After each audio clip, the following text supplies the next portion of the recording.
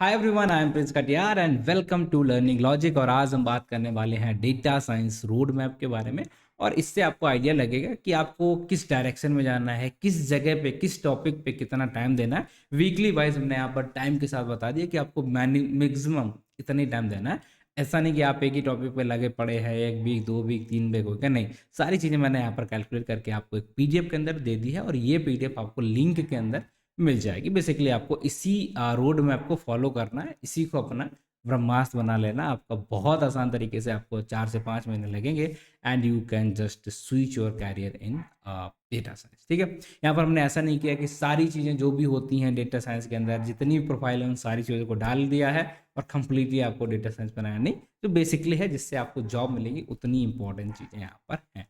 चलिए, आप बिना देरी किए ले चलते हैं आपको स्क्रीन पे एंड आई होप आप यहाँ पर देख पा रहे हैं। बट ये इतना इंपॉर्टेंट नहीं, इतना इंपॉर्टेंट हमारा जो पार्ट है वो है ये वाला। ठीक है, अब यहाँ पर जो लिंक है वो मैं आपको लिंक दे दूंगा और जिससे आप कनेक्ट कर जाएंगे डायरेक्टली और इसके थ्रू आपको यहाँ पर road map for data science की अगर हम यहाँ पर बात करेंगे, ये है हमारा। और इस पे जैसे ही आप क्लिक करेंगे then you can access this road map and this is road map for data science. ठीक है, ये हो गया। चलिए, अब यहाँ पर आपको क्या करना है, अगर आप देखेंगे तो इसको हमने कैटेगरी वाइज पूरा डिवाइड कर दिया कि आपका फेज़ 1 क्या है, फेज़ 2 क्या है, फेज़ 3 क्या है, फेज़ 4 क्या है, इसमें आपको किस फेज़ में कितना टाइम देना चाहिए, वो सारी चीज़ें यहाँ पर मेंशन है।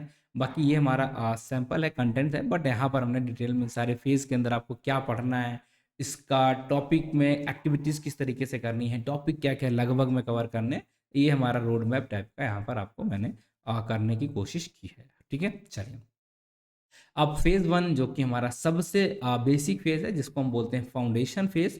और अगर आपको यहाँ पर एक लैंग्वेज आती होगी तभी आप चीज़ों को शुरुआत कर पाएंगे। तो फेज़ 1 सबसे इम्पॉर्टेंट और सबसे ज़्यादा आपको मेहनत जो करनी है वो यहीं पे करनी है, क्योंकि अगर यही कमज़ोर हो गया तो बाकी फिर कुछ भी होगा वो शायद इतना आपके लिए इफेक्टिव नहीं रहने वाला है। तो सबसे पहला आ जाएगा हमारा build solid understanding of programming, mathematics and basic data science. तो आपको यहाँ पर देखना है कि भाई क्या होता है डेटा साइंस, वो सारी चीज़ें हम बताएंगे। पाइथन के बारे में सारा कुछ बताएंगे, वेरिएबल्स क्या है, डेटा टाइप्स क्या है, कंडीशनल लूप्स, फंक्शंस और कुछ जो इंपॉर्टेंट लाइब्रेरीज है वो सारी चीज़ें। कितना आपको क्या क्या एक्टिविटीज़ करनी है, लाइक आपको एक्सरसाइज सॉल्व करनी है, पांडास एंड नमपाई जैसी लाइब्रेरीज को आपको एक्सप्लोर करना है।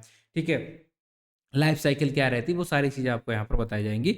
जहाँ पर हम बेसिकली जुपिटर नोटबुक के अंदर ही सारी चीज़ों को कर रहे होंगे। यहाँ पर हम कोई बीएस कोड वगैरह कुछ ज़्यादा यूज़ नहीं करेंगे। ये बेसिक पार्ट है आपका फाउंडेशन बनाने का, ताकि कोडिंग से आपका हल्का सा डर निकले। इसमें आपको लगभग में 30 घंटे के आसपास, 30 से 35 घंटे इस पार्ट के अंदर देने हैं। ठीक है, ये हो जाएगा हमारा फर्स्ट, और जिसके अंदर टाइम भी यहाँ पर मैंशन है।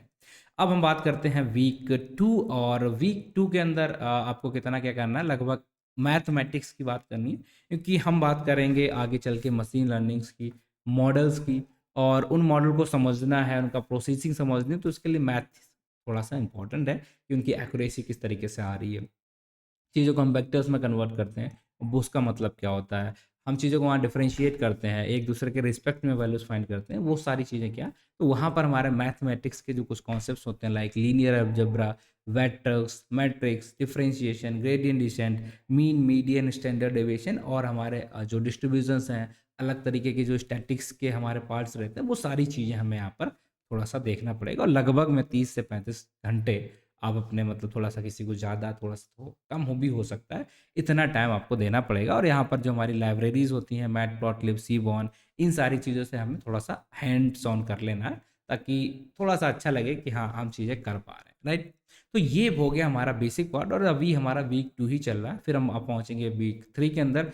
अब हमें डेटा के ऊपर यहाँ पे काम शुरू कर देना है कि डेटा को क्लीन कैसे करेंगे, मर्जिंग कैसे करने हैं, ग्रुपिंग कैसे करने हैं, मतलब विजुअलाइजेशन टूल्स का यूज़ करके, या जो हमारे मिसिंग वैल्यू हैंडल होते हैं उसके लिए लाइब्रेरीज जो रहती हैं उनका यूज़ करके, आउटलायर डिटेक्ट करके, ये सारी चीज़ें हम यहाँ पर सीखने की कोशिश करेंगे। और ये सारे से होगा क्या कि हम like clean and analyze to real world data set, creating compelling visualizations, ये आपको इतना एक्टिविटीज़ यहाँ पर करनी है। ठीक, ये आपको टॉपिक्स हैं जिसके बेस पे जो एक्टिविटी है वो भी यहाँ पर आपको दिया है। इससे आपको पता चलेगा कि जो टॉपिक्स हैं उन पे आपकी कमांड हुई या अभी और आपको मेहनत करने की बाकी है।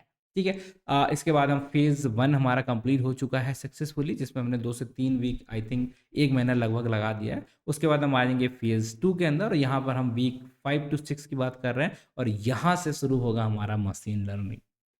हम बेसिक पाइथन सीख चुके हैं, हम बेसिक मशीन लर्निंग पे आ चुके हैं, स्टैटिस्टिक्स वगैरह हमने सारा कवर कर लिया, और इस मशीन लर्निंग को सीखने में लगभग में हमें 70 के आसपास आवर देने पड़ेंगे, अप्रॉक्स 70 आवर्स हमें यहाँ देखने पड़ेंगे, जहाँ पर हमारे अलग अलग तरीके के जो कॉन्सेप्ट्स होते हैं, सुपरवाइज लर्निंग, अनसुपरवाइज लर्निंग, यहाँ पर एल्गोरिथम्स की हम बात करेंगे, वो सारी चीज़ें, मॉडल को इवेल्युएट कैसे करते हैं, मॉडल की जो एक्यूरेसी है उसे कैसे इंक्रीज़ करते हैं, उसे मेज़र कैसे करते हैं, ये बेसिक बेसिक चीज़ें हम यहाँ पर सारा देखेंगे। अब यहाँ पर हम लीनियर लॉजिस्टिक रिग्रेशन जैसी चीज़ों को स्क्रैच से इम्प्लीमेंट करेंगे। कैगल कॉम्पिटिशन में जाएँगे, थोड़ा बहुत डिबग करने की कोशिश करेंगे, मॉडल बनाएँगे, उसकी एक्यूरेसी को इम्प्रूव करेंगे, थोड़ा ओवर फिटिंग, अंडर फिटिंग जैसे कॉन्सेप्ट को देखेंगे। फिर हम यहाँ पर रेगुलराइजेशन या लॉस फंक्शन, ये सारी चीज़ों को हम थोड़ा-सा यहाँ पर समझने की कोशिश करते हैं। बेसिकली ये हमारा होता है बेसिक वाला पार्ट। इतना ही टाइम सबसे इम्पोर्टेंट चीज़ है, और इतना ही टाइम हमें एडवांस मशीन लर्निंग पे देना पड़ेगा। इसमें एंसेंबल टेक्निक्स की बात करते हैं, डिसीजन ट्रीज की बात करते हैं, रैंडम फॉरेस्ट की बात करते हैं, ग्रेडियंट बूस्टिंग वगैरह, ये सारी चीज़ें, hyper parameter tuning, feature engineering, इन सारी चीज़ों के ऊपर हम बात करेंगे। अब इसके लिए आप कैसे सीखेंगे इसे, इसके सीखने की भी तरीका है, ये इंपॉर्टेंट होती है एक्जी बूस्ट, ठीक है। ये हम बात करते हैं यहाँ पर ग्रेडियंट बूस्टिंग, ये सारी चीज़ें इंपॉर्टेंट है, अगर आप पाइथन के सॉरी इंटरव्यू के टर्म में भी देखेंगे तब भी इंपॉर्टेंट है। और इसके लिए जो साइकिट लर्न है, इसका यूज़ करके, हमें कैगल के प्रॉब्लम्स का यूज़ करके वहाँ पर हमें टाइम देना है। बेसिकली ये कॉन्सेप्ट तो आसान है, बट थोड़ा सा प्रैक्टिस से हम बोलेंगे, थोड़ा सा हैंड्स ऑन करने की ज़रूरत हमें यहाँ पर पड़ने वाली है फॉर श्योर। ठीक, चलिए, अब हम एडवांस मशीन लर्निंग देख लिया है, इसकी जितनी भी लाइब्रेरीज़ होती हैं वो हमने देख ली हैं, और कैगल पे क्वेश्चंस करके देख लिए हैं, और ये सब करने के बाद हम मूव करेंगे हमारे एक डेटाबेस के ऊपर। क्योंकि आपको काम डेटा साइंस के अंदर डेटा भी करना है, तो आपको आना चाहिए एटलीस्ट एक डेटाबेस, आपको बहुत अच्छे से आना चाहिए। एक स्ट्रक्चर डेटाबेस होना चाहिए और एक नॉन स्ट्रक्चर भी होगा, तो वो भी इंपॉर्टेंट रहता है, बट एटलीस्ट आपको एसक्यूएल तो यहाँ पर आना ही चाहिए, लाइक जॉइन, एग्रीगेशन, सब क्यूरीज, डेटा साइंस, ये सब कुछ आपको यहाँ पर आनी ही चाहिए। ठीक है, एसक्यूएल में आप थोड़ा सा काम करेंगे, डेटाबेस को थोड़ा सा स्टोर करेंगे, देखेंगे, उसे क्लीन करेंगे, फेच करेंगे, ये बेसिक बेसिक से एक्टिविटीज़ होती हैं। 20-30 प्रॉब्लम इसकी एसक्यूएल की अगर आप सॉल्व कर लेंगे, it means that is more than enough. और आपको फिर ऐसा नहीं करना कि बस डेटाबेस में फंसे रहना, अप्रॉक्स आपको 30 से 60 घंटे यहाँ पर दे देने, दैट्स इट। ठीक है, ये वीक नंबर 9 टू 10 जो वीक रहेगा उसके अंदर आप करेंगे, तो दैट्स। फिर फिर हम यहाँ पर आते हैं, मशीन लर्निंग हो गया है, और अब हम ऐसा नहीं करना कि हमें सारी चीज़ें यहाँ पर सीख लेनी है पूरा, बहुत डेप्थ में नहीं, बट हाँ, हमें डीप लर्निंग जिसे हम छोड़ नहीं सकते, हम एनएलपी की बात करेंगे, जिसमें हमें अप्रॉक्स 60 टू 80 आवर्स देने ही पड़ेंगे, क्योंकि ये दोनों ही चीज़ें इंपॉर्टेंट है। एनएलपी के जो बेसिक्स होते हैं, न्यूरल नेटवर्क से होता है, उसका ट्रेनिंग जो होता है, उसका back propagation, forward propagation, and फिर हम यहाँ पर बेसिक आर्किटेक्चर्स की बात करेंगे, एएनएन हो गया, सीएनएन हो गया, ठीक है, सीएनएन के बेसिक आर्किटेक्चर की बात करेंगे, एलएक्स नेट हो गया है, रेस नेट हो गया, इन सबको देखेंगे। और इसी के साथ आप एलएसटीएम, जीआरयू, और आप देखो देखने मिलेगा आरएनएन, ये सारे मल्टीपल जो आर्किटेक्चर्स हैं जो कि डीप लर्निंग के अंदर आते हैं। और इसी के साथ आपको जो बेसिक टेस्ट के साथ टोकनाइजेशन, वैगावर्स, टीएफ-आईडीएफ, ये बेसिक बेसिक जो पार्ट है हमारा, इसके लिए भी लगभग में हमें 60 टू 80 आवर्स लगने वाले हैं। ठीक है, अब ये सब हमने कर लिया, अब हमें यहाँ पर चाहिए प्रोजेक्ट। अब प्रोजेक्ट की दो कैटेगरी होती है, एक तो आपका पोर्टफोलियो प्रोजेक्ट और दूसरे एंड टू एंड प्रोजेक्ट। तो आपको बेसिक कुछ कुछ प्रोजेक्ट बनाने हैं, जिससे आपको थोड़ा सा हैंड्स ऑन लगे कि हाँ, आपको चीज़ें समझ में आ रही हैं। एनालिसिस बेस्ड आप बना सकते हैं, प्रिडिक्शन बेस्ड आप बना सकते हैं प्रोडक्ट, जो कि आपके रिग्रेशन पे हो सकते हैं, क्लासिफिकेशन के बेस पे हो सकते हैं। ये सिंपल से रहेंगे, और ये कैगल से लेके आप जुपिटर नोटबुक पे उठा के और बस उसे पब्लिश वगैरह कर दीजिएगा। इसमें आपको बस इतना ही सीखना है, ठीक है। 3 से 4 प्रोजेक्ट आपको बना लेने हैं लगभग में, जो भी 10, 15, 20 घंटे आपको लगने वाले हैं टोटल प्रोजेक्ट में, एक को आप 3-4 घंटे मान लीजिए उस हिसाब से, ठीक। देन हम मूव करेंगे एंड टू एंड प्रोजेक्ट, और ये हमें कम से कम 2 से 3 प्रोजेक्ट बनाने हैं, और यही एक्चुअल हमारी लर्निंग होगी।